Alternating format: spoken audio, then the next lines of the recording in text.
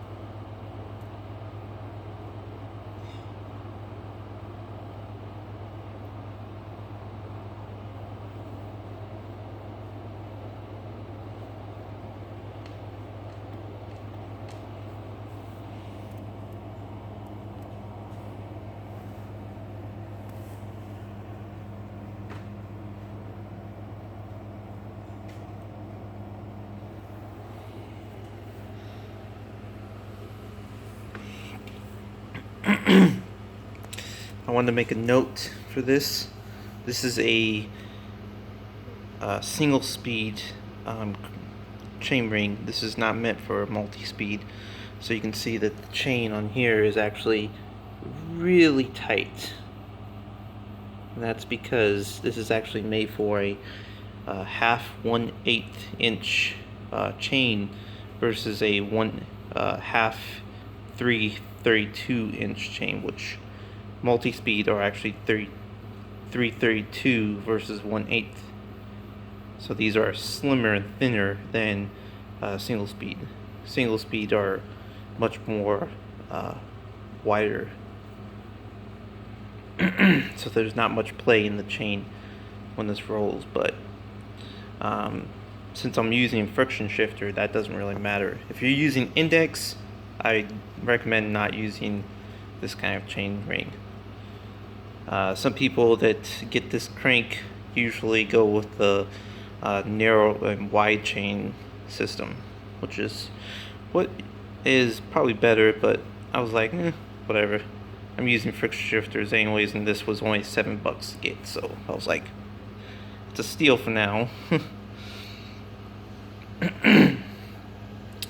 And also, I noticed, you probably noticed that there's some damage right here on my frame. That's because with my standard stock crank arms and bottom bracket, this bolt right here, if I can get my camera to focus, is actually was actually beating up against the frame, but it worked, but it was beating up against the frame because of how close the bottom bracket system is to the actual frameability for the little strip here. And you can still see that this set screw for the length arm is actually still up against the frame itself.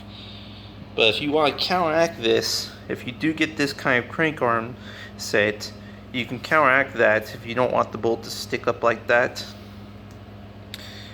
you would basically put, instead of the spacer on this side, you only need one spacer because this is technically a spacer itself. you would remove that spacer on that side and put it on this side, and put the spacer on the closest part of the frame, so this will come out more, and then to have the chain line more even, so you're not having this stick more out, you would buy a double speed. So you would use the bolts, you won't use the single speed bolts right here. You would buy one that would have an outward space a bit more, and you use the O-ring. Some would come with a double chain ring system, and they will come with a little spacer ring. You use that ring. You'll do this, what I'm doing here, right here, but you'll have that O-ring sticking right here in between the chain ring and this crank arm piece. So that way it'll push this chain ring more into the frame, so it'll keep the chain alignment more correct versus sticking out too much when you move this outwards. It'll still work. I know a lot of people will say, oh well, that's going to cause some issues with the chain ring wobbling or anything like that. No, it doesn't. Once these 4 bolts are locked tight, the chain ring stays in alignment. There's no issues, so you won't have any problems with that. I've done this with my Yukon Trail when I had to I got an upgraded crank arm set from that was a collarless crank arm. It was a 5-piece arm set versus 4, because it was 130 BCD. And the alignment of the chain to the rear freewheel system was actually kind of way out of alignment, so it was causing sometimes to jump off the chain. And to counter this, I basically did that spacing bolt system that would basically bring the chainring more towards the frame, even though that the crank arms were kind of far apart.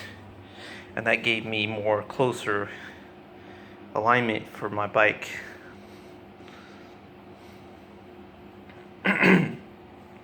And this will work for even a square taper one, if you got, as long as you got the system that has the ability to remove your chain ring from the crank arms themselves.